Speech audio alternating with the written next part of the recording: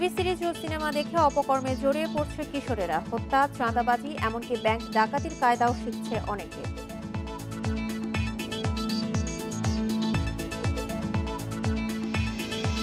শিগগিরই ফুটপাতে যৌথ অভিযানে নামছে ঢাকা মহানগর পুলিশ। টিকিট কাউন্টার, হকার, অবৈধ দখলদার উচ্ছেদ হবে।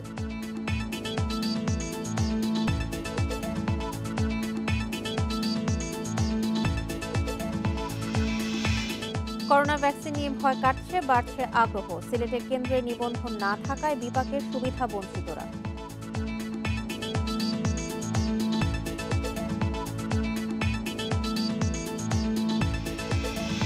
টাঙ্গাইলের গোপালপুর পৌরসভায় আওয়ামী লীগ ও বিদ্রোহী প্রার্থীর সমর্থকদের মধ্যে সংঘর্ষ, নিহত একজন, আহত বেশ কয়েকজন।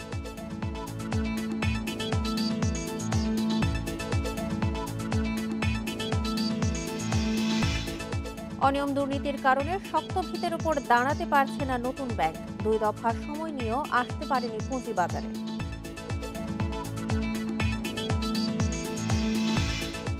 স্বাগত 1 ঘন্টার বিরতিহীন ইন্ডিপেন্ডেন্ট সংবাদে। আপনাদের সাথে আছে আমি সঞ্চারী মজিদ তমা এবং আমি আলী আশরাফ। শুনছিলেন শিরোনাম, জানাবো পুরো খবর।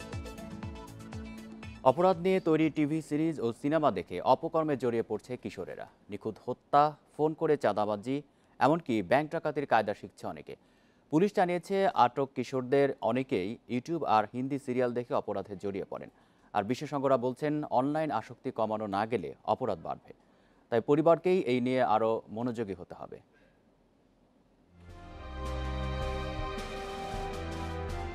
5 জানুয়ারি 2021 বগুড়ায় 16 বছর বয়সী এক স্কুল ছাত্রের দুঃসাহসিক ব্যাংক ডাকাতির দৃশ্য এটি। বলিউডের সিনেমা ধুম 3 154 বার দেখে ডাকাতির পরিকল্পনা করে এই কিশোর। ছুরিকাঘাত ও দাহ্য পদার্থ ছুড়ে 2 নিরাপত্তা কর্মীকে আহত করে চেষ্টা করে ডাকাতির। মুন্সিগঞ্জের আরেক কিশোর হিন্দি সিরিয়াল দেখে নিজের বাবার মালিকের গাড়িতে রাখেন নকল বোমা। ভারতীয় সন্ত্রাসী পরিচয় দিয়ে টেলিফোনে দাবি করেন 20 লাখ টাকা। আর ভোলার তরুণ দীপক নিজেকে গোয়েন্দা সংস্থা আর প্রধানমন্ত্রী দপ্তরের কর্মকর্তা পরিচয় দিয়ে ঘোল খাইয়েছেন খোদ প্রশাসনের কর্মকর্তাদের। গোয়েন্দা পুলিশ বলছে, সম্প্রতি গ্রেপ্তার অনেক কিশোরী জিজ্ঞাসাবাদে বিভিন্ন থ্রিলার সিনেমা দেখে অপরাধে উৎসাহ পাওয়ার কথা জানিয়েছেন। ওইসব মুভি বা সিনেমা বা ইউটিউবে অনেক জায়গায় কিন্তু বলা থাকে যে কিভাবে পুলিশকে এড়িয়ে বা আইন শৃঙ্খলা বাহিনীকে এড়িয়ে এই কাজগুলি করা যায়। তবে আমরা সাম্প্রতিককালে যে কয়েকটা ঘটনা ঘটেছে এগুলি কিন্তু ট্রুলি একটা অপরাধ। বিশেষজ্ঞরা বলছেন, কিশোর বয়সে মনে অ্যাডভেঞ্চারের আগ্রহ থাকে, তাই ইন্টারনেট ও মিডিয়ায় তারা কি দেখছে তা খেয়াল করা জরুরি। সেই সাথে মা বাবার অযত্ন, অবহেলা, বিনোদনের সংকট, মাদক সেবন, খারাপ সঙ্গ সহ নানা কারণে কিশোররা অপরাধী হয়ে উঠছে। তাদের যে পোটেনশিয়ালস আছে সেটা কিন্তু নানাভাবে তারা ইমপ্লিমেন্ট করতে চায়, চ্যানেলাইজ করতে চায়। কিন্তু প্রবলেম হলো, আমি কোন পথে করব, কোনটা সঠিক, কোনটা বেঠিক, কোনটা সত্যিকার অর্থেই হলো আমার জন্য ভালো, এই জিনিসটা বোঝার তার ক্ষমতা থাকে না। সেটা যদি প্রপারলি চ্যানেলাইজ করার মতন আমরা স্কোপটা তৈরি করে দিতে পারি, তাহলে কিন্তু হলো এই বিষয়গুলোর প্রবণতা আমাদের অনেকখানি কমে যাবে। শিশু কি দেখছে মোবাইলে, কি দেখছে টিভিতে, কিংবা কিভাবে আসলে সেই বিষয়গুলো নিজের মধ্যে পারসিভ করছে, সেগুলো যদি আসলে প্রপারলি সুপারভাইজ না করে, তাহলে কিন্তু এদের দ্বারা বিভিন্ন ধরনের অপরাধ কিন্তু ঘটানো সম্ভব। এ ধরনের অপরাধ প্রবণতা এখনই নিয়ন্ত্রণ করতে না পারলে আইন শৃঙ্খলার জন্য তা বড় হুমকি হয়ে উঠতে পারে। Khaled Raihan, independent News, Dhaka. সংশ্লিষ্ট সব কর্তৃপক্ষকে সঙ্গে নিয়ে শিগগিরই ফুটপাতে অবৈধ দখল উচ্ছেদে নামছে ঢাকা মহানগর পুলিশ। বাস স্ট্যান্ড বা টিকিট কাউন্টারের দখলে বেশিরভাগ ফুটপাত। কোথাও আবার নির্মাণ সামগ্রী বা হকারের আধিপত্য। হাঁটা চলার ন্যূনতম সুযোগ থেকেও বঞ্চিত পথচারীরা। গোলাপবাগের মানিকনগর বিশ্বরোড, সায়দাবাদ বাস স্ট্যান্ড থেকে কমলাপুর অন্তত 1.25 কিলোমিটার ফুটপাত দখল করে বাস কাউন্টার বসিয়েছে বিভিন্ন পরিবহন কোম্পানি। একই অবস্থা গুলিস্তান পার্কের পাশের সড়কের। এখানে ড্রেন নির্মাণ করায় আপাতত ফুটপাত বলতে কিছুই নেই। যতটুকু আছে তাও টিকিট কাউন্টারের দখলে। আমাদের কাউন্টার ওইখানে ছিল, কাজ হচ্ছে, এই জন্য আমরা এখানে বসেছি। আমাদের তো গাড়ি কোম্পানি চালাইতে হলে এখানে বসতে হবে, কি করব। শুধু ফুটপাতই নয়, দক্ষিণ ঢাকার হানি ফ্লাইওভারের নিচে এলোমেলো দূরপাল্লার বাসে বেদখল সড়কের বেশিরভাগ। যানজট লেগেই থাকে এখানে। এই জায়গাতে জ্যাম থাকে, এটা একটা সিন্ডিকেট বলা যায় এক প্রকার, ঠিক আছে। যারা গাড়ির মালিক সমিতি আছে ওনারা এই বিষয়টা নিয়ে সময় রোডে জ্যাম তৈরি করে রাখে। পথচারীরা বলছেন ফুটপাত দখল নিয়ে চলে ইঁদুর বেড়াল খেলা, উচ্ছেদ হতে না হতেই আবারও বেদখল, তাই এর স্থায়ী সমাধান চান তারা। ফুটপাত নাই বললেই চলে, ফুটপাত তো দখলে আছে মানুষের। আসলাম তো রাস্তা দিয়ে হাঁটতে আসলাম, ফুটপাত তো সব দখলে আছে মানুষ। ফুটপাত কে উঠাইছে, আজকে উঠায় কালকে বসে, কালকে উঠালে পরশু বসে। হচ্ছে এখানে গাড়ি ঠিক মতো টার্ন নিচ্ছে, হুট করে টার্ন নিচ্ছে, কখনো লেগে যায়। ফুটপাতে কাজ চলতেছে, এখানে হাঁটার কোনো স্পেস নাই। পরিবহন শ্রমিকরা বলছেন ফুটপাতে কাউন্টার বসানোর দায় মালিকদের, নির্দিষ্ট বাস টার্মিনাল না থাকার অজুহাতও তাদের। এখানে কাউন্টারটা হলো মালিকের, শ্রমিকদের কোনো কাউন্টার নেই। এটা আপনাকে যে যারা বলেছে হয়তো ভুল তথ্য দিয়েছে। পুলিশ বলছে ফুটপাতের অবৈধ দখল উচ্ছেদে শীঘ্রই অভিযানে নামছে ডিএমপি। এবং আপনি দেখবেন যে সময়ে সময়ে কিন্তু বিভিন্ন এলাকা ভিত্তিক, এলাকা কেন্দ্রিক কিন্তু এরকম অভিযান কিন্তু চলছেই। যখনই এই ব্যাপারগুলো হয় যে একটা থাকে যে বিচ্ছিন্নভাবে যখন দু একজন হয়ে থাকে সেটি নজরে না পড়লেও যখন প্রকটভাবে এই জিনিসটা আসে তখন তো অবশ্যই নজরে পড়ে এবং সেই প্রেক্ষিতে ব্যবস্থাও নেওয়া হয়। প্রত্যেক জায়গাতেই ব্যবস্থা নেওয়া হচ্ছে এবং হবেও। অভিজাত এলাকার সামান্য অংশ বাদ দিলে রাজধানীর অধিকাংশ ফুটপাতই বেদখল। আল আমিন হোসেন, ইন্ডিপেন্ডেন্ট নিউজ, ঢাকা।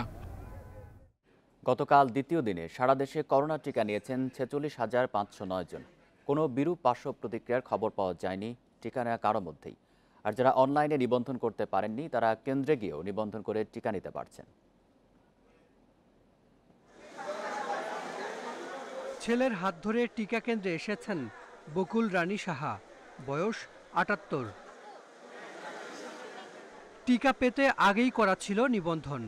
কেন্দ্রে এসে সম্মতিপত্রে সই করে টিকা নেন এই জ্যেষ্ঠ নাগরিক। করোনা সুরক্ষায় টিকা নিয়েছেন বয়োজ্যেষ্ঠ এমন আরও অনেক মানুষ। ভালো আছি। টিকার আগে বই ছিল, না জানি কেমন ব্যথাই হয় নাকি, না কোনো ব্যথা হয়নি। আমি নিলাম, আমার মা নিল, মা আমার ৭৮+ বয়স, আমার শ্বশুর নিল, ওনার 81, এবং আমার শাশুড়ি নিল, ওনারও 73। টিকাদানের দ্বিতীয় দিনে বঙ্গবন্ধু মেডিকেল বিশ্ববিদ্যালয়ের কেন্দ্র ছিল উৎসব মুখর। সকালে এখানে টিকা নেন প্রধান নির্বাচন কমিশনার KM নুরুল হুদা। পরে টিকা নেন নৌ পরিবহন প্রতিমন্ত্রী খালিদ মাহমুদ চৌধুরী। অনুরোধ করব আমার ভোটারদেরকে যে আপনারা প্রত্যেকে স্বাচ্ছন্দ্যে এসে যার যার এলাকা থেকে এই টিকা গ্রহণ করুন। এটা কোভিড থেকে সুরক্ষার অত্যন্ত একটি ফলপ্রসূ উপায়। রাজধানীতে ২০৪টি সহ সারা দেশের মোট ২,৪০০ কেন্দ্রে চলে টিকাদান। কিছু হাসপাতালে কেন্দ্রে গিয়েও নিবন্ধন করে টিকা নেয়ার ব্যবস্থা ছিল।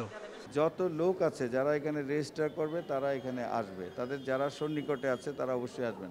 সুতরাং আমরা ব্যাপক সাড়া পাচ্ছি এবং আমাদের এখানে স্পট রেজিস্ট্রেশনের ব্যবস্থা আছে। টিকা নিতে সুরক্ষার ওয়েবসাইটের মাধ্যমে এ পর্যন্ত নিবন্ধন করেছেন ৫,১২,০০০। নিবন্ধন বাড়াতে স্থানীয় জনপ্রতিনিধিদের এগিয়ে আসার আহ্বান জানিয়েছে স্বাস্থ্য বিভাগ। আমরা খুব আশাবাদী যে সময় যত গড়াবে আমাদের প্রত্যাশা অনুযায়ী যারা রেজিস্ট্রেশন করেছেন তারা তো আসবেনই, যারা এর মধ্যে রেজিস্ট্রেশন করেননি অপেক্ষা করছেন তারা রেজিস্ট্রেশন করে ফেলবেন এবং আমাদের পরিকল্পনা অনুযায়ী আগামী ৬ মাসের মধ্যেই আমরা বিশ্বাস করি আমরা বাংলাদেশের সিংহভাগ মানুষকে এই টিকার আওতায় নিয়ে আসতে পারব। সারা দেশে টিকা কেন্দ্রে দৈনিক গড়ে ৩.৫ লাখ মানুষকে টিকা দেওয়ার সক্ষমতা আছে। প্রথম ধাপে ৩৫ লাখ মানুষকে করোনার টিকা দেওয়ার পরিকল্পনা রয়েছে সরকারের। Hasan Misbah, independent News, Dhaka. টিকা নিতে আসা মানুষের ভিড় দেখা গেছে রাজধানীর হাসপাতালগুলোতে। ভয়ভীতি উপেক্ষা করে স্বতঃস্ফূর্তভাবে টিকা নিয়েছেন বিভিন্ন শ্রেণী পেশার মানুষ। টিকা ব্যবস্থাপনায় সন্তুষ্টি জানিয়ে চিকিৎসক ও স্বাস্থ্যকর্মীরা বলছেন, করোনা মহামারীর দুঃসময়ে পরিবার নিয়ে আতঙ্কিত থাকলেও টিকা নেয়ার পর এখন নির্ভর তারা। বঙ্গবন্ধু শেখ মুজিব মেডিকেল বিশ্ববিদ্যালয়ের শিশু হৃদরোগ বিভাগের ৩ চিকিৎসক কাশিদ ওমর, সীমাভদ্র ও রুবাবা শারমিন একসঙ্গে এসেছেন টিকা নিতে। টিকা নেয়ার পর করোনা আতঙ্ক কাটিয়ে স্বস্তির কথা তাদের মুখে। কোভিডে এফেক্টেড ছিলাম, সুস্থ হয়েছি। এখন পরবর্তীতে যেন আর না হয় সেটার জন্যই আসলে মূলত টিকা দেয়া। আর আমার ফ্যামিলি মেম্বারও আমার জন্য সেফ ফিল করবে। ওরা ভয়ে ভয়ে ছিলাম তো করোনার কারণে, তো এখন টিকা নিয়ে মনে হচ্ছে যে না অনেকটা রিলিফ। হয়তো সামনে কোভিড পেশেন্টের সামনে গেলে যেরকম ভয়টা আগে লাগতো এখন হয়তো অনেকটা সেই ভয়টা লাগবে না আর কি। বঙ্গবন্ধু শেখ মুজিব মেডিকেল বিশ্ববিদ্যালয়ে টিকা নিতে এসেছেন বারডেম হাসপাতালের আইসিইউ চিকিৎসক নন্দিনী দত্ত। টিকা নিয়ে নিরাপদ বোধ করছেন তিনি। রোগীদের সেবা করে যখন বাসায় গেছি, আমার সাথে সাথে আমার ফ্যামিলি মেম্বাররাও খুবই ভয়ের মধ্যে থাকতেন। টিকা নিলাম। আমি আসলে আজকের দিনটা হচ্ছে আমার জন্য স্মরণীয়। বঙ্গবন্ধু মেডিকেল বিশ্ববিদ্যালয়ের চর্ম ও যৌনরোগ বিভাগের 5 চিকিৎসক একসঙ্গে এসেছেন টিকা নিতে। তাদের কাছে এ যেন হাঁপ ছেড়ে বাঁচার অনুভূতি। আমাদের একটা আতঙ্ক সবসময় কাজ করতো যে আমাদের বাসায় মুরব্বীরা আছেন, বাচ্চারা আছেন, কেউ এফেক্টেড হয়ে গেলে সেটা আমাদের জন্য খুবই কষ্টকর হতো। কিন্তু এখন আসলে একটু নিশ্চিন্তেই ফিরতে পারবো বাসায়। ভয় পাওয়ারও কিছু নাই, ওয়ারিড হওয়ারও কিছু নাই, বরং দিলে সেটা আরও সাহস যোগাবে যে আমি করোনা থেকে মুক্ত হতে যাচ্ছি। বঙ্গবন্ধু শেখ মুজিব মেডিকেল বিশ্ববিদ্যালয়ের পরিচালক জানালেন, গত কয়েকদিনের চেয়ে অনলাইনে অনেক বেশি আবেদন জমা পড়েছে। সবচেয়ে বড় এবং সুন্দর যে জিনিসটা এখন লক্ষণীয় সেটা হচ্ছে যে মানুষের ভিতরে কিন্তু এখন একটা উৎসবের ভাব চলে এসেছে। কোনো একটা পিকনিকে যেমন সবাই দলবদ্ধভাবে যায়, মানে এটা একটা টিকাদান কর্মসূচি না, এটা কিন্তু রূপান্তরিত হয়েছে একটা টিকাদান উৎসবে। আগামী 7 থেকে 10 দিনের মধ্যে বিএসএমএমইউ এর সবাইকে টিকা দেওয়ার সব প্রস্তুতি সম্পন্ন করেছেন বলে জানান এর পরিচালক। Buddhadeb Kundu, independent News, Dhaka. সিলেটে টিকা কেন্দ্রে সরাসরি নিবন্ধনের ব্যবস্থা না থাকায় বিপাকে পড়েছেন নিম্নবিত্ত ও প্রযুক্তি সুবিধা বঞ্চিত মানুষেরা। টিকা নেওয়ার আগ্রহ থাকলেও নিবন্ধন করতে না পেরে ফিরে যেতে হচ্ছে তাদের। নগরবাসীর জন্য একটি মাত্র কেন্দ্র নির্ধারিত হওয়ায় তৈরি হয়েছে এই জটিলতা। তবে সমাধানে দ্রুত পদক্ষেপ নেওয়ার কথা জানিয়েছেন টিকা সংশ্লিষ্টরা। সারা দেশেই প্রায় সবগুলো টিকা কেন্দ্রে গিয়ে নিবন্ধনের পর টিকা গ্রহণের সুযোগ রয়েছে। তবে সিলেট ওসমানী মেডিকেল কলেজ হাসপাতাল কেন্দ্রে গিয়ে বিপাকে পড়তে হচ্ছে আগ্রহীদের।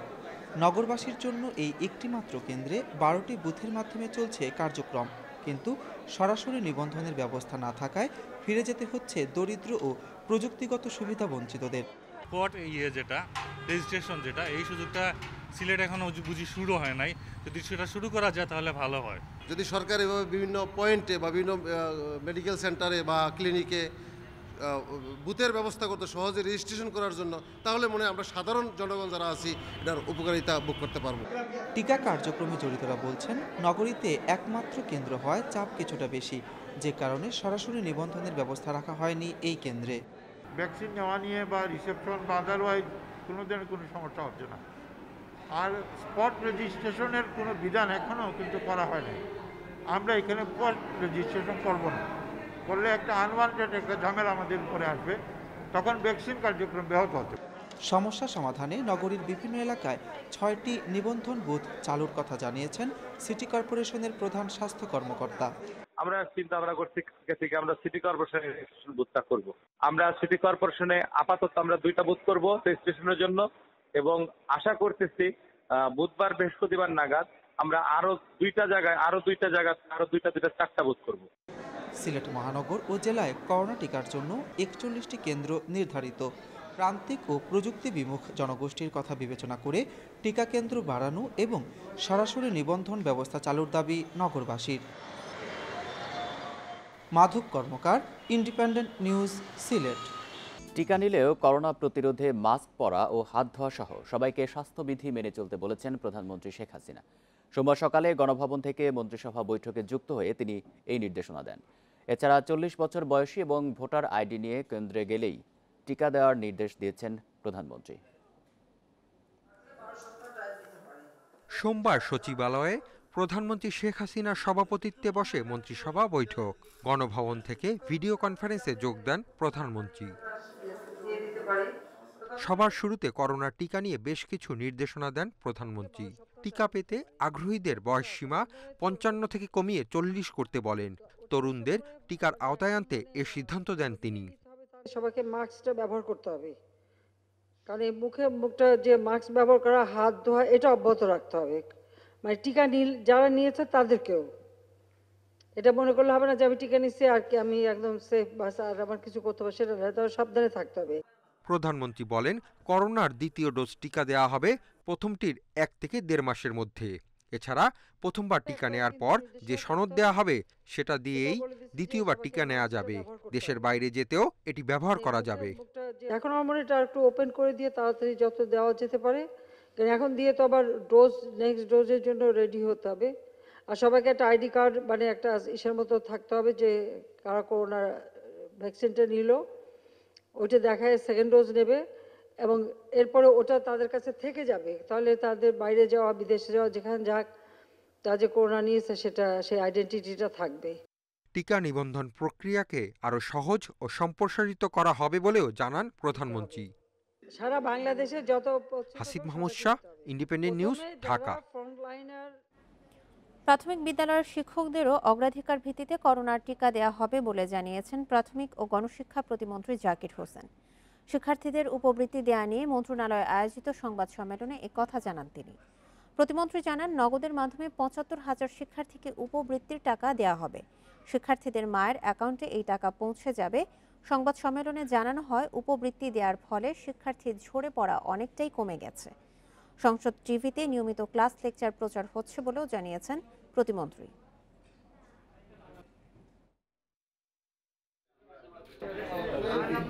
আমরা তার নাম্বার ওই অভিভাবকের নামে রেজিস্ট্রেশন করা আছে কিনা এটা আগে দেখা হতো না, এখন আমরা এটা দেখব। সব সুবিধাই আমাদের উপবৃত্তির সুবিধা পাবে। আমরা পর্যায়ক্রমে যেগুলো করতে পারি নাই আমরা দ্রুত করার ব্যবস্থা নিতে। নানা অনিয়ম আর দুর্নীতির কারণে শক্ত ভিতের উপর দাঁড়াতে পারছে না নতুন প্রজন্মের বেশিরভাগ ব্যাংক। ফলে 2 দফা সময় নিয়েও পুঁজিবাজারে আসতে পারেনি প্রতিষ্ঠানগুলো।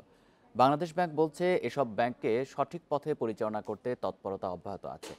যদিও বাংলাদেশ ব্যাংকের পদক্ষেপ কতটা কাজে আসবে তা নিয়ে সংশয় প্রকাশ করেছেন অর্থনীতিবিদরা। 2013 সালে একযোগে 9টি বেসরকারি বাণিজ্যিক ব্যাংক অনুমোদন দেয় বাংলাদেশ ব্যাংক। শর্ত ছিল 3 বছরের মধ্যেই পুঁজিবাজারে তালিকাভুক্ত হতে হবে। তবে 2016 সালে ব্যাংকগুলোকে আরও 3 বছর সময় দেয়া হয়। পেরিয়ে গেছে সেই সময়ও। ব্যাংকগুলোর অনুমোদন দেওয়ার সময়ই সিদ্ধান্তের যৌক্তিকতা নিয়ে প্রশ্ন তুলেছিলেন অর্থনীতিবিদেরা। 8 বছরেও তেমন সবল অবস্থানে যেতে পারেনি এসব প্রতিষ্ঠান। বাংলাদেশ ব্যাংকের হিসাবে 9 ব্যাংকে খেলাপি ঋণের পরিমাণ 5,000 কোটি টাকার বেশি। ব্যালেন্স শিট থেকে শুরু করে অনেক কিছু যে সমস্ত ফর্মালিটিসগুলো আছে, ওই ফর্মালিটিসগুলো ফুলফিল করেই কিন্তু তাদের পুঁজিবাজারে আসতে হয়। সুতরাং আমাদের শর্ত অনুযায়ী যে ব্যাংকগুলো আসছে সেগুলো তো আসছে, আর বাকি ব্যাংকগুলো যাতে আসে সেই ব্যাপারে বাংলাদেশ ব্যাংক প্রচেষ্টা অব্যাহত রাখছে। দেরিতে হলেও পুঁজিবাজারে আসছে এনআরবি কমার্শিয়াল ব্যাংক। এরই মধ্যে প্রতিষ্ঠানটি প্রাথমিক গণপ্রস্তাব আইপিও ছেড়েছে, সংগ্রহ করছে 120 কোটি টাকা।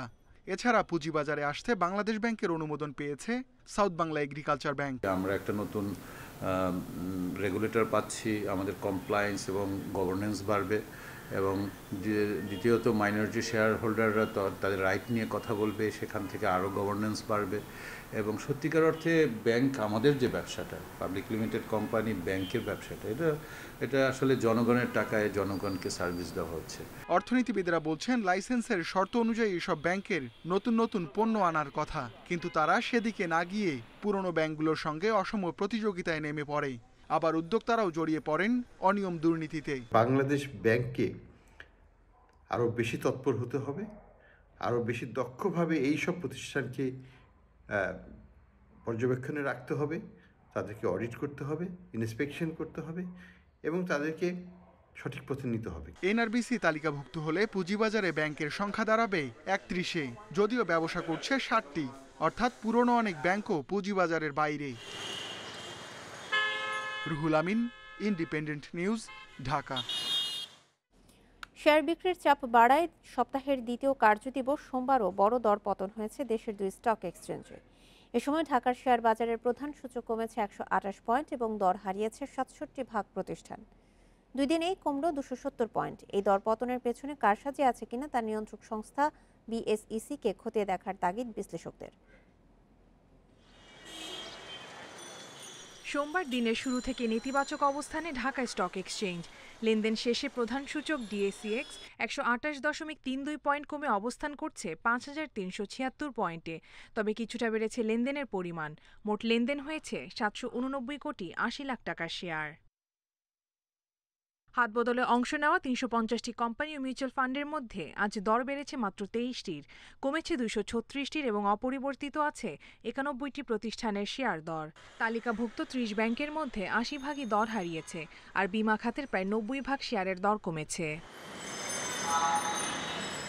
বাজার বিশ্লেষকরা বলছেন, কয়েকটি কোম্পানির শেয়ার বিক্রির চাপে দরপতন হচ্ছে শেয়ার বাজারে। এছাড়াও বিএসইসি ফ্লোর প্রাইস বেঁধে দেয়ায় বাজারে নেতিবাচক প্রভাব পড়ছে বলে মনে করেন তারা। সব মহল থেকে সব সময় একটা কথা বলা হচ্ছিল যে আমাদের শেয়ার মার্কেটে ডেপথের অভাব, সেটা যেমন ভালো স্ক্রিপ্টের অভাব, আবার তেমনি প্রাতিষ্ঠানিক বিনিয়োগকারী এবং সাধারণ বিনিয়োগকারী এদের কম্বিনেশনেরও কিন্তু একটা অভাব। কোনো বাজারেই একটা ফ্লোর প্রাইস বেঁধে দেওয়া একটা বাজার অর্থনীতির সঙ্গে সঙ্গতিপূর্ণ নয় বলেই আমি মনে করি, কারণ price will be determined by market forces. সোমবার লেনদেনের শীর্ষে থাকা প্রতিষ্ঠানের তালিকায় প্রথম অবস্থানে ছিল বেক্সিমকো এবং শতাংশের দিক থেকে দর বাড়ার তালিকায় প্রথম অবস্থানে জুট স্পিনার্স।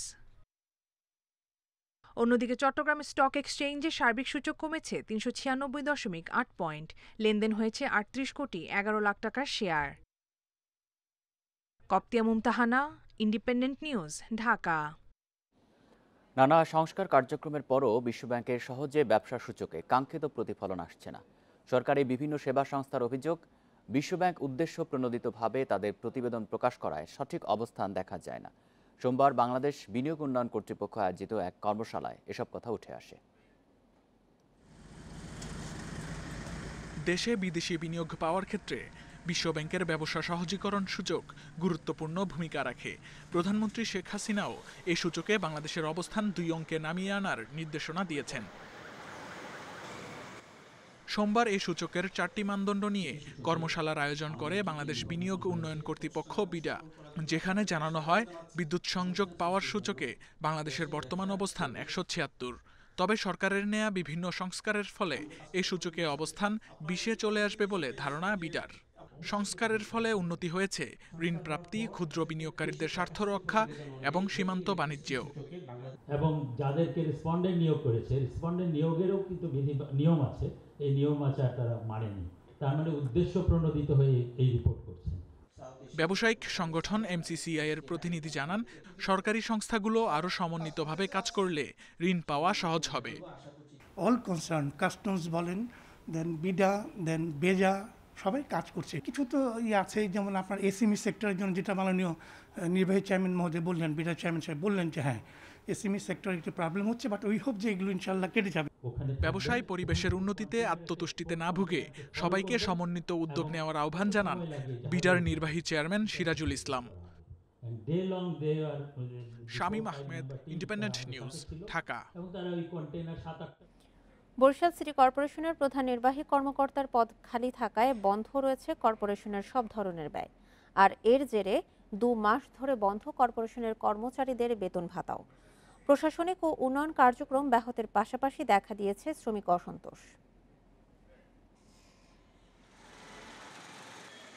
বরিশাল সিটি কর্পোরেশনের প্রধান নির্বাহী কর্মকর্তার পদটি গত বছরের ৩০ নভেম্বর থেকে বদলিজনিত কারণে খালি রয়েছে। এদিকে অক্টোবরের মাঝামাঝি বিসিসির সচিব ছুটিতে যাওয়ার পর ৯ নভেম্বর তার বদলি হওয়ায় সেই পদটিও শূন্য হয়। এতে করে সিটি কর্পোরেশনের রাজস্ব খাতে দেখা দিয়েছে অচলাবস্থা। সচিব স্যার সাধারণত রাজস্ব খাতগুলো দেখেন, তো রাজস্বর সাইডটি একটু সমস্যার সৃষ্টি হচ্ছে, কিন্তু সিও স্যার না থাকার কারণে এই পরিশোধগুলো এখন সম্ভব হচ্ছে না। ফান্ডে টাকা থাকা সত্ত্বেও মেয়র মহোদয় বেতন ভাতা দিতে পারছেন না।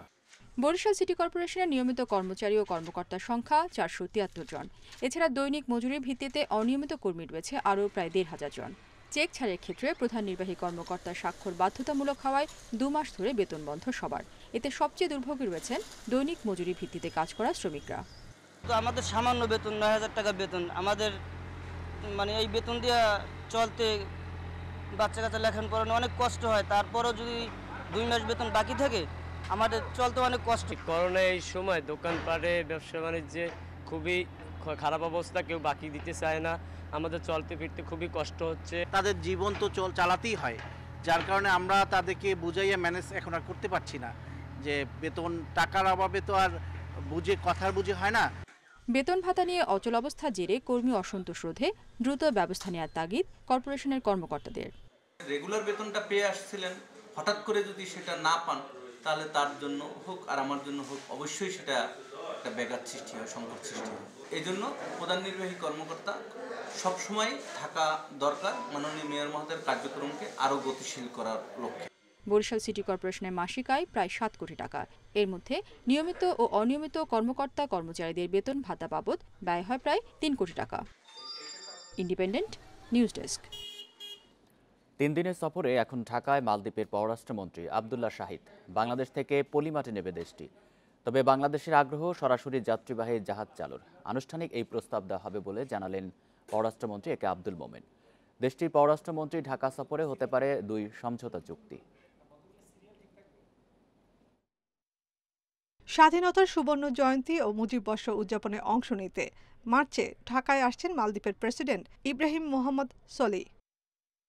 তার সফরসূচি ঠিক করতে এবং দ্বিপাক্ষিক সম্পর্ক উন্নয়নের লক্ষ্যে ঢাকা সফর করছেন মালদ্বীপের পররাষ্ট্রমন্ত্রী আবদুল্লাহ শাহিদ। 3 দিনের সফরে মঙ্গলবার দ্বিপাক্ষিক বৈঠক করবেন পররাষ্ট্রমন্ত্রী একে আব্দুল মোমেনের সঙ্গে। পররাষ্ট্রমন্ত্রী জানান, বাংলাদেশ থেকে দক্ষ চিকিৎসক ও নার্স নেয়ার আগ্রহ দেখিয়েছে মালদ্বীপ। এছাড়া পিপিই ও করোনার চিকিৎসার সামগ্রী আমদানি করতে চায় দেশটি। একটি প্রস্তাব ছিল যে আমরা একটা রেগুলার শিপিং লাইন চালু করতে চাই, তাহলে এই লোকগুলো সহজে আনাগোনা করবে, আমাদের ট্যুরিস্টরাও যাবে, তাদের লোকও আসবে। তো তারা এইটা কার্গো করতে রাজি, এখনও বাকি না। তো এইটা নিয়ে আমরা আলোচনা করব এবং চালিয়ে যাব। ইভেন কোভিডের ভ্যাকসিনেশন দেওয়ার জন্য তারা কিছু বাংলা এবং ইংরেজি জানে, নার্সও চাচ্ছে। সেইটা হয়তো আলোচনা হবে, সেটা আমরা কিছু অ্যাকোমোডেট করব। তিনি আরও জানান, 2 দেশের মধ্যে সরাসরি জাহাজ চলাচল, মৎস্য আহরণ, বাণিজ্য সহযোগিতা নিয়ে আলোচনা হবে আবদুল্লাহ শাহিদের সঙ্গে।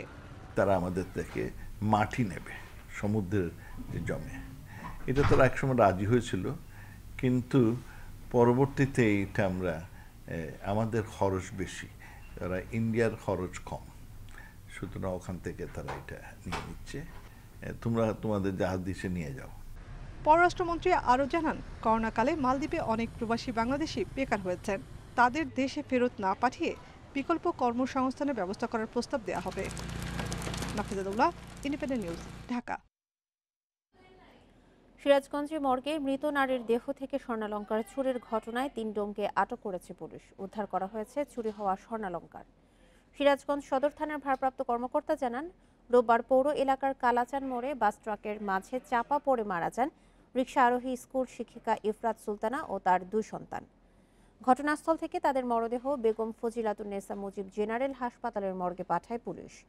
পরে আবেদনের প্রেক্ষিতে ময়নাতদন্ত ছাড়াই মরদেহ নিয়ে যায় তার স্বজনরা। তবে এ সময় নিহত শিক্ষিকার স্বর্ণালংকার না পাওয়ার অভিযোগ জানান তারা। সোমবার বিকেলে হাসপাতালের ডোম রানা, শাহ আলম ও সুমনকে আটক করে জিজ্ঞাসাবাদ করলে তারা চুরির কথা স্বীকার করে। বগুড়া শাহজাহানপুরের গোহাইল ইসলামিয়া উচ্চ বিদ্যালয় ও কলেজের অধ্যক্ষের বিরুদ্ধে উঠেছে নানা অনিয়মের অভিযোগ। সই জাল করে শিক্ষক নিয়োগ, টাকা নিয়ে নিয়োগ না দেওয়া সহ বেশ কয়েকটি অভিযোগ তুলেছেন ম্যানেজিং কমিটির সভাপতি। এছাড়াও অধ্যক্ষ ও সভাপতির দ্বন্দ্বের জেরে 5 মাস ধরে বেতন পাচ্ছেন না প্রতিষ্ঠানের শিক্ষকেরা। 2010 সাল থেকে শাহজাহানপুরের গোহাইল ইসলামিয়া উচ্চ বিদ্যালয় ও কলেজের অধ্যক্ষের পদে মোতাহার হোসেন। প্রতিষ্ঠানটিতে তিনি যোগ দেন কলেজ শাখা প্রতিষ্ঠার সময় প্রভাষক হিসেবে। তার বিরুদ্ধে অভিযোগ, প্রভাষক থাকার সময়ই চাকরির কথা বলে টাকা নিয়েছেন বিভিন্ন জনের কাছে। প্রতিষ্ঠানের ম্যানেজিং কমিটির সভাপতির অভিযোগ, প্রাক্তন অধ্যক্ষ আব্দুল জব্বারের সই জাল করে 8 জন শিক্ষক নিয়োগ দিয়েছেন মোতাহার হোসেন।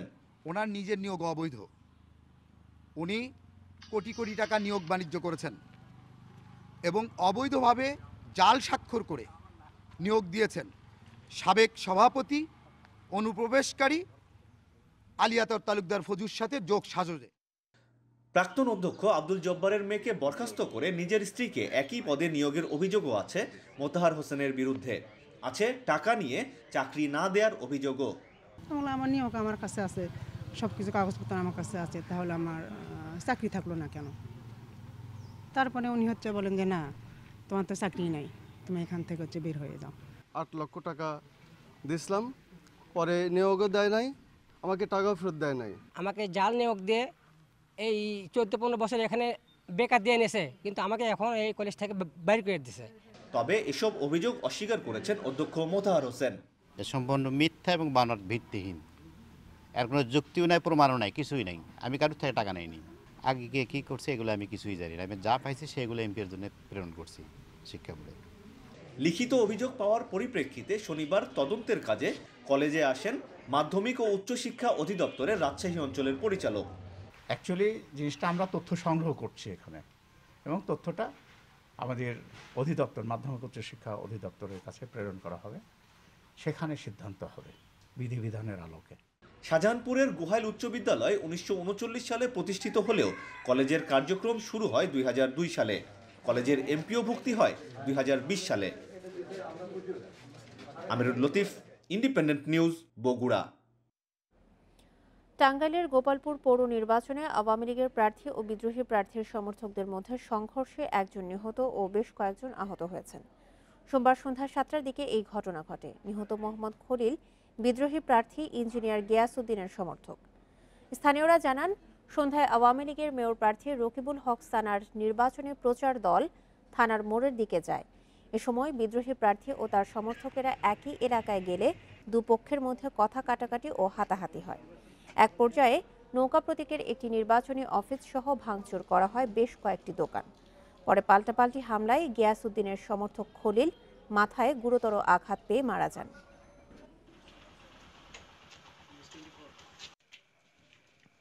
মোবাইলে হঠাৎ করে একটু উত্তেজনা সৃষ্টি হলে একজন আহত হয়। আহত অবস্থায় হাসপাতালে ভর্তি হলে তাকে কর্তব্যরত ডাক্তার মৃত ঘোষণা করে। এই সংবাদ পাওয়ার পরপরই পুলিশ ঘটনাস্থলে যেয়ে পরিস্থিতি নিয়ন্ত্রণে আনে। অতিরিক্ত পুলিশ মোতায়েন করা হয়েছে। বাংলাদেশে আল জাজিরার সম্প্রচার বন্ধে নির্দেশনা চেয়ে হাইকোর্টে রিট করেছেন সুপ্রিম কোর্টের আইনজীবী ব্যারিস্টার এনামুল কবির ইমন। সম্প্রতি বাংলাদেশকে নিয়ে আল জাজিরায় প্রচারিত প্রতিবেদনটি ইউটিউব, টুইটার, ফেসবুক সহ সব অনলাইন প্ল্যাটফর্ম থেকে সরানোর নির্দেশনা চাওয়া হয়েছে। বিচারপতি মোহাম্মদ মুজিবুর রহমান মিয়া ও বিচারপতি মোহাম্মদ কামরুল হাসান মোল্লার বেঞ্চে আজ এই রিট আবেদনের উপর শুনানি হতে পারে। রিটে ডাক ও টেলিযোগাযোগ সচিব, তথ্য সচিব, স্বরাষ্ট্র সচিব, বিটিআরসির চেয়ারম্যান, পুলিশের আইজি সহ সংশ্লিষ্টদের বিবাদী করা হয়েছে। All the prime ministers main শিরোনামে 1 ফেব্রুয়ারি আল জাজিরায় প্রতিবেদন প্রকাশিত হয়। এরই মধ্যে এই প্রতিবেদন ভিত্তিহীন উল্লেখ করে পররাষ্ট্র, স্বরাষ্ট্র ও তথ্য মন্ত্রণালয়, আন্তঃবাহিনী, জনসংযোগ পরিদপ্তর, পুলিশ সদর দপ্তর থেকে আলাদা বিবৃতি দিয়ে প্রতিবাদ জানানো হয়েছে। এছাড়া সরকারের বিভিন্ন মহল থেকেও ক্ষোভ প্রকাশ করা হয়েছে। পুলিশের দুর্নীতি রোধে থানার ওসি পদে বিসিএস ক্যাডার থেকে নিয়োগের সুপারিশ করেছে দুদক। রাষ্ট্রপতির কাছে জমা দেয়া দুর্নীতি দমন কমিশনের 2019 সালের বার্ষিক প্রতিবেদনে এটি সহ মোট 84টি সুপারিশ করা হয়েছে। সোমবার দুপুরে গণমাধ্যমের কাছে প্রতিবেদনটি উপস্থাপন করেন দুদক চেয়ারম্যান। দেশের দুর্নীতির উৎস, কারণ, প্রতিরোধ বিষয়ক সুপারিশ সহ প্রতিবছর রাষ্ট্রপতির কাছে বার্ষিক প্রতিবেদন জমা দেয় দুদক। পাশাপাশি সারা দেশে দুদকের কার্যক্রমের তথ্য ও বর্ণনা থাকে এই প্রতিবেদনে। থানা পর্যায়ে পুলিশের দুর্নীতি রোধে পুলিশ ক্যাডার থেকে ভারপ্রাপ্ত কর্মকর্তা নিয়োগের প্রস্তাব করেছে দুদক। পাশাপাশি সরকারি চাকরিতে সকল পদোন্নতি পরীক্ষার মাধ্যমে দেয়ার সুপারিশ করা হয়েছে। এছাড়া সিভিল সার্ভিস কমিশন সংস্কার করার পরামর্শ দেয়া হয়। স্বাস্থ্য, শিক্ষা, পরিবেশ সহ 14টি খাতের দুর্নীতি রোধে মোট 84টি সুপারিশ রয়েছে প্রতিবেদনে।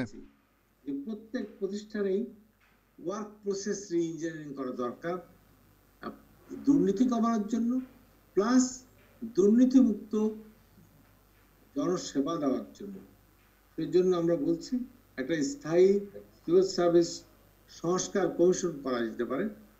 2019 সালে দুদকের মামলা সাজার হার ছিল 63 ভাগ। 2020 সালে এই হার বেড়ে 77 ভাগ হবে বলে আশা করছে কমিশন। ই টেন্ডারিং এর করার জন্য বলা হচ্ছে, এইগুলো করলে টেকনিক্যালি মানুষ সততার দিকে ধাবিত হয়। একটা প্রতিষ্ঠানে সিসিটিভি লাগানো হলে অন্যায় কিছু করা হবে না, এটা কিন্তু টেকনিক্যালি ফলো আপ করা হয়। আমাদের কমিশন থেকে যে সুপারিশমালা উপস্থাপিত হয়েছে তার মধ্যে একটা জিনিস খেয়াল করে দেখবেন যে আমরা প্রশাসনিক সংস্কারের কথা বলেছি। কালো টাকা সাদা করার নামে ঘুষের টাকা বৈধকরণের সুযোগ না দেয়া সুপারিশ করেছে দুদক। আর রাষ্ট্রীয় কাজে স্বচ্ছতা ও জবাবদিহিতা নিশ্চিতে সংবিধান অনুযায়ী ন্যায়পাল নিয়োগ জরুরি বলে মনে করে সংস্থাটি। রিশাদ হুদা, ইন্ডিপেন্ডেন্ট নিউজ, ঢাকা। বিশ্বে টানা দ্বিতীয় দিনের মতো কমেছে করোনায় মৃত ও আক্রান্তের সংখ্যা। একদিনে 8,000-এর বেশি মানুষ মারা গেছে, নতুন শনাক্ত 3 লক্ষাধিক। এ নিয়ে বিশ্বে করোনায় মোট প্রাণহানি ছাড়ালো 23,36,000, মোট আক্রান্ত 10,70,00,000-এর বেশি। যুক্তরাষ্ট্রে একদিনে করোনায় প্রায় 1,500 মানুষ মারা গেছে, নতুন আক্রান্ত 82,000-এর বেশি। এ পর্যন্ত 29 লাখ শিশুর দেহে করোনা শনাক্ত হয়েছে বলে জানিয়েছে দেশটির স্বাস্থ্য মন্ত্রণালয়।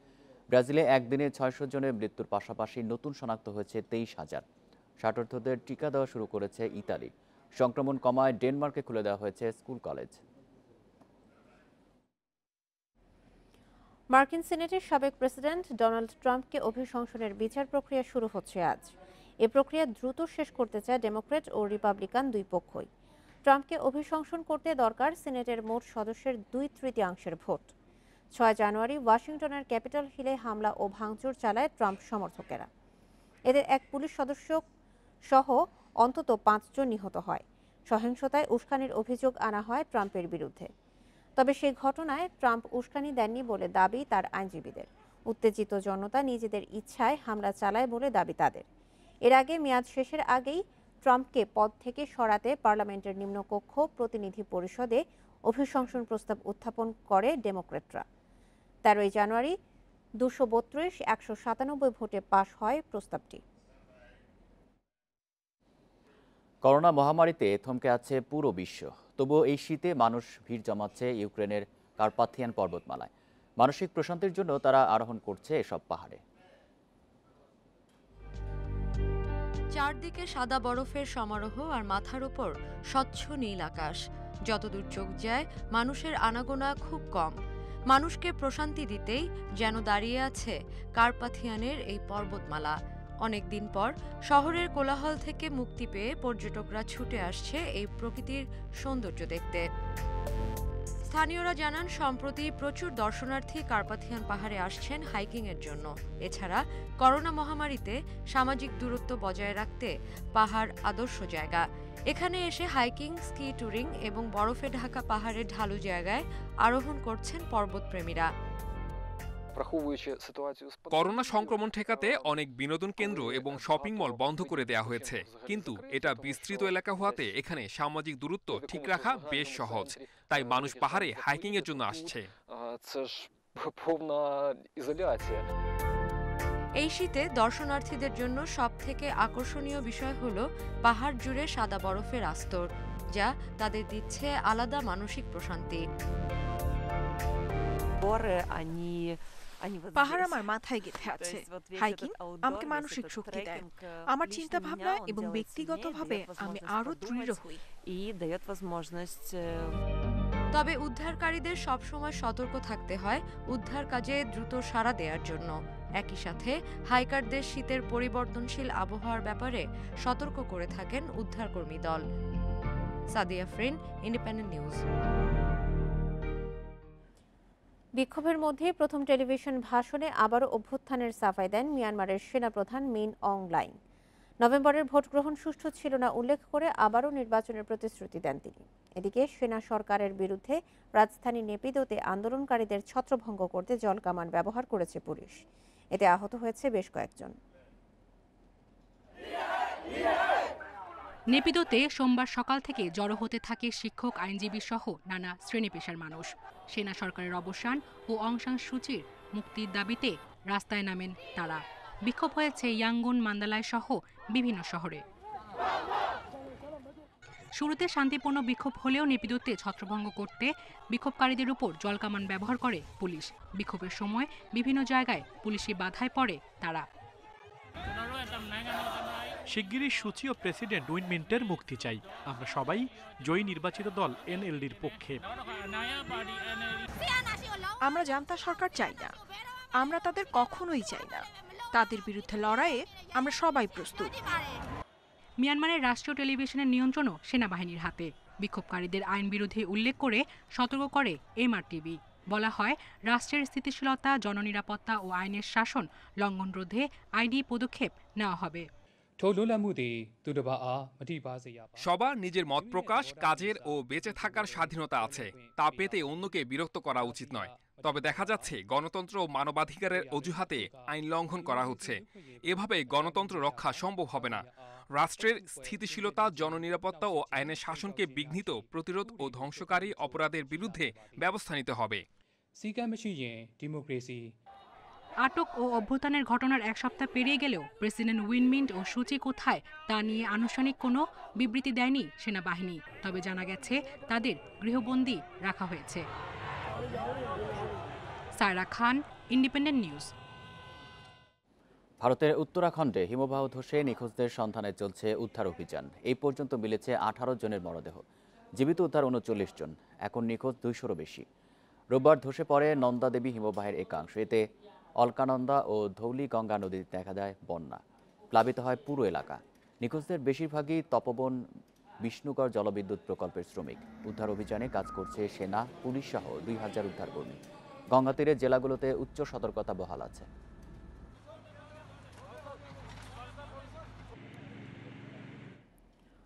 উরুর চোটে ঢাকা টেস্টে খেলা হচ্ছে না সাকিব আল হাসানের। তাতে সিরিজে সমতায় ফেরার কাজটা কঠিন হয়ে গেল বাংলাদেশের। আপাতত 14 দিনের বিশ্রামে টাইগার অলরাউন্ডার। এদিকে তৃতীয় সন্তানের বাবা হতে চলা সাকিব নিউজিল্যান্ড সফরে না যেতে ছুটির আবেদন করেছেন। এ বিষয়ে ইতিবাচক হলেও এখনও চূড়ান্ত সিদ্ধান্ত জানায়নি বিসিবি। ক্লান্ত বিষণ্ণ হারের গ্লানি নিয়ে টাইগারদের ঢাকা ফেরা, সবার মাঝে যেন একটু বেশি মন খারাপ, হতাশা সাকিব আল হাসানের। ততক্ষণে যে নিশ্চিত হয়ে গেছে দ্বিতীয় টেস্টে খেলা হচ্ছে না। বিমানবন্দর থেকে বের হয়ে তাই তো ব্যক্তিগত গাড়িতে করে বাড়ির পথ ধরলেন সাকিব। আপাতত 2 সপ্তাহের বিশ্রাম। Confirm he is not playing next match because of his injury. So এখন আজকে আমাদের ক্যাপ্টেন এর সাথে সিলেক্টররা, কোচরা কথা বলে টলে আমরা একটা রিপ্লেসমেন্ট যদি লাগে নিব, যেহেতু আমরা এমনি তো সংখ্যাটা বেশি আছে। এখন ডাক্তার যেটা বলেছে হয়তো বা 2 সপ্তাহকে রেস্ট লাগবে, তারপর দেখা যাক কি অবস্থা। আশার ফানুস উড়িয়েও শেষ পর্যন্ত চট্টগ্রামে জেতা হয়নি। টাইগার সেরা অলরাউন্ডার না থাকায় ঢাকা টেস্ট কঠিন হয়ে গেছে বাংলাদেশের জন্য। তার থেকে বেশি কঠিন হতে চলেছে নিউজিল্যান্ড সফর। তৃতীয় সন্তানের বাবা হওয়ার সময় থাকতে চান স্ত্রীর পাশে। সে একটা মেল পাঠিয়েছে এবং সে মানে যেহেতু ফ্যামিলিকেও সময় দিতে হবে, 3rd বাচ্চা হচ্ছে, আল্লাহর রহমতে যদি সব ঠিকঠাক থাকে তাহলে সে তখন মানে ওর ফ্যামিলির সাথে থাকতে চাচ্ছে। আমাকে একটা চিঠি দিয়েছে, তো এটারও একটা ডিসকাস আছে আমাদের মধ্যে। তো আমরা বোর্ডের সাথে সবার সাথে আলাপ আলোচনা করে আমরা ওর এটা রিপ্লাইটা দিব। স্পিন অ্যাটাকে সাকিব থাকছেন না, তার অভাব চট্টগ্রামে ভুগিয়েছে। তাইজুল, মিরাজ, নাইমদের জন্য বাড়তি চ্যালেঞ্জ ঢাকা টেস্টে। Mazharul Islam, independent news. চট্টগ্রাম পর্ব শেষে আবারও ঢাকায় ফিরেছে টিম বাংলাদেশ ওয়েস্ট ইন্ডিজ। মিরপুরে শেষ টেস্টের আগে চাপে টাইগাররা, বিপরীতে সফরকারীরা আছে ফুরফুরে মেজাজে। অবিশ্বাস্য হারের পর সাকিবের ছিটকে যাওয়া চিন্তা বাড়িয়েছে ম্যানেজমেন্টের। মাঝে 2 দিনের বিরতি, এই সময়ে দ্রুত মনোবল চাঙ্গা করে নতুন ছকে প্রতিপক্ষ বধের প্রস্তুতি সারতে হবে মুমিনুল, মুশফিকদের। অন্যদিকে ঐতিহাসিক জয়ের পর স্বাগতিকদের হোয়াইট ওয়াশ করার স্বপ্ন দেখছে ক্যারিবীয়রা। শিষ্যদের নিয়ে আত্মবিশ্বাস আরও বেড়েছে কোচ ফিল সিমন্সের। সাকিব না থাকলেও বাকি স্পিনারদের নিয়ে সতর্ক তিনি।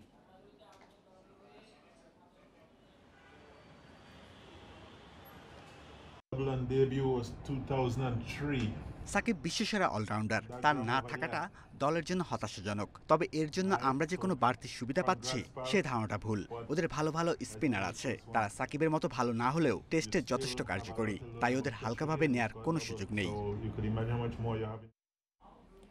হাসান আলী ও শাহিন আফ্রিদির পেসে শেষ দিনের চ্যালেঞ্জ জিততে পারেনি সাউথ আফ্রিকা। রাওয়ালপিন্ডি টেস্টে 95 রানে জিতেছে পাকিস্তান। প্রোটিয়াদের বিপক্ষে সিরিজ জয় প্রায় 18 বছর পর। তাতে র্যাঙ্কিংয়ের 5 নম্বরে উঠে গেছে বাবরের দল। 370-এর টার্গেটে শেষ দিন দরকার ছিল 243 রান। হাতে 9 উইকেট নিয়েও ব্যর্থ South Africa. Van der Dussen, Faf du প্লেসিকে অল্পতেই ফেরায় স্বাগতিকেরা। তবে এইডেন মার্করাম ও টিম্বা বাভুমার জুটি জয়ের পথে রাখে সফরকারীদের। সেঞ্চুরি করেন মার্করাম, বাভুমার ব্যাটে আসে 50, কিন্তু নতুন বলে ম্যাচের গতিপথ পাল্টে দেন হাসান ও আফ্রিদি। 33 রানের ব্যবধানে শেষ 7 উইকেট হারিয়ে প্রোটিয়ারা অল আউট 274 রানে।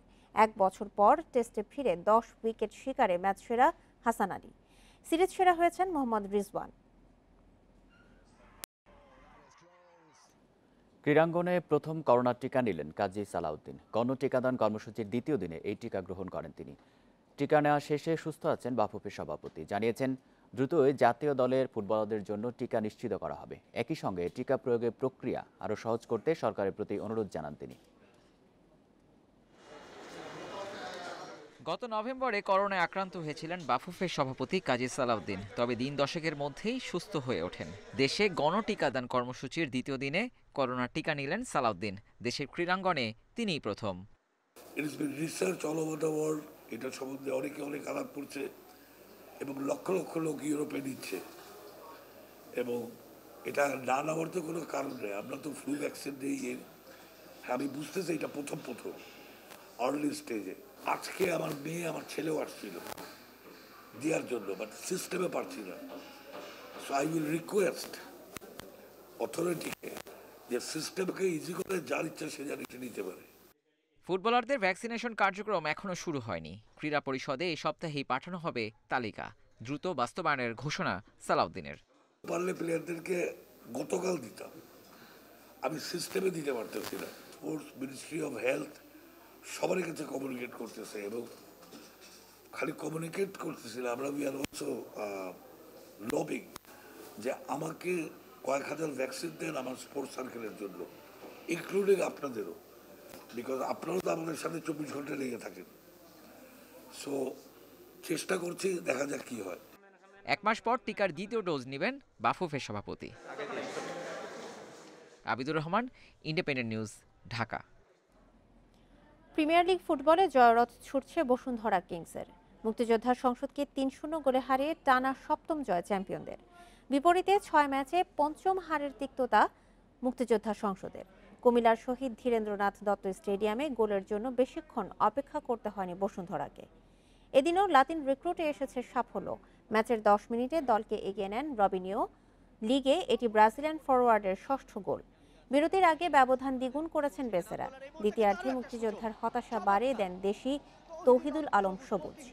অন্যদিকে ব্যর্থতার বৃত্তে আটকে আছে চট্টগ্রাম আবাহনী। ঢাকায় উত্তর বারিধারার সঙ্গে ড্র করেছে কোনোমতে। 2-1 গোলে পিছিয়ে থেকে ইনজুরি টাইমের গোলে মান বাঁচিয়েছে মারুফুল হকের দল।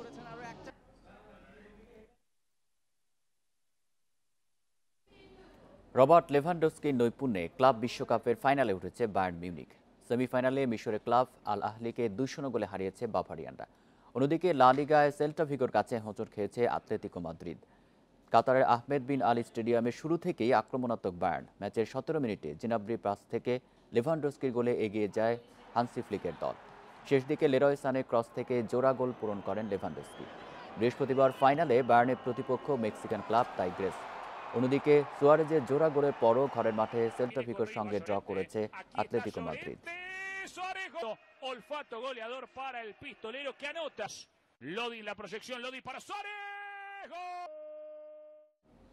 শেষ করব বিরতিহীন ইন্ডিপেন্ডেন্ট সংবাদ। তবে তার আগে শিরোনামগুলো জানাচ্ছি আরেকবার। টিভি সিরিজ ও সিনেমা দেখে অপকর্মে জড়িয়ে পড়ছে কিশোরেরা। হত্যা, চাঁদাবাজি, এমনকি ব্যাংক ডাকাতির কায়দাও শিখছে অনেকে।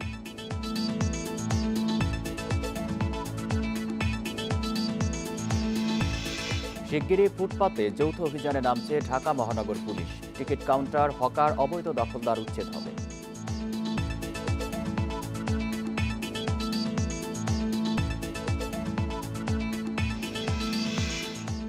করোনা ভ্যাকসিন নিয়ে ভয় কাটছে, বাড়ছে আগ্রহ। সিলেটে কেন্দ্রে নিবন্ধন না থাকায় বিপাকের সুবিধা বঞ্চিতরা।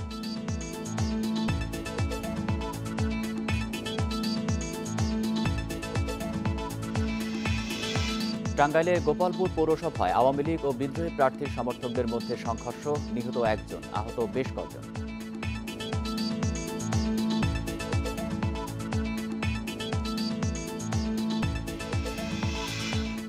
অনিয়ম দুর্নীতির কারণে শক্ত ভিতের উপর দাঁড়াতে পারছে না নতুন ব্যাংক। 2 দফা সময় নিয়েও আসতে পারেনি পুঁজিবাজারে।